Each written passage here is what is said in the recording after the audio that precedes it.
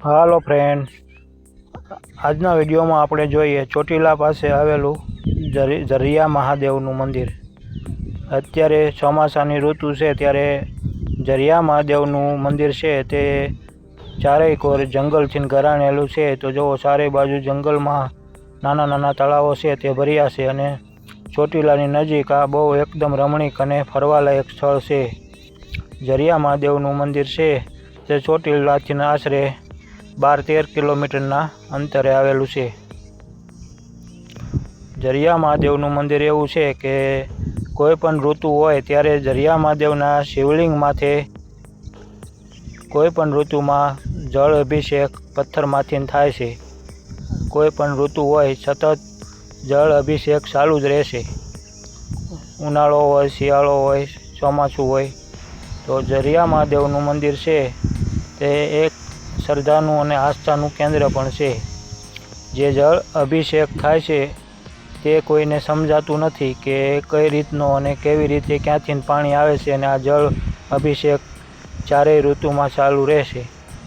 તો ફ્રેન્ડ, આજના વિડીયોમાં આપણે જોઈએ ઝરિયા મહાદેવનું મંદિર। તો અત્યારે હું તમને જણાવી દઉં કે આ ચોટીલા તરફથી આવતો ઝરિયા મહાદેવ રોડ છે અને વરસાદના કારણે થોડુંક નુકસાન પણ થયેલું છે। તમે જુઓ ફ્રેન્ડ, આ રોડ રસ્તામાં પાણી રસ્તા ઉપરથી પસાર થયું તે રસ્તાને બહુ નુકસાન કર્યું છે।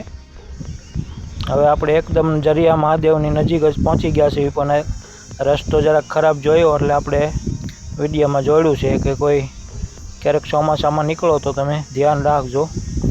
રસ્તાની આ બાજુ જંગલ વિસ્તાર છે ને એટલે પાદરો ડુંગરમાંથી પહાડમાંથી પાણી આવે એટલે રસ્તાને નુકસાન કરે। તો ફ્રેન્ડ, આપણે આ ઝરિયા મહાદેવ પહોંચી ગયા અને હવે આપણે ઝરિયા મહાદેવની ગૌશાળા છે તે પહેલાં આવે છે। તો પહેલાં ગૌશાળાની ગાયો જ દેખાડીએ। આ બધી ઝરિયા મહાદેવ ગૌશાળાની ગાયો છે, આશરે 40-50 રોકી ગાયો છે અને પાછળ ગૌશાળા છે। આ બાજુ આ ગૌશાળા છે અને આ તરફ મહાદેવનું મંદિર છે। આ ઝાડવા દેખાય ને ઘાટા ત્યાં, તો ડુંગરમાંથી પહાડ છે એમાં ગુફા છે અને એમાં મહાદેવનું શિવલિંગ છે અને બધી ઋતુમાં મહાદેવ માથે જળ અભિષેક પાણીથી થાય છે કોઈ પણ ઋતુ હોય।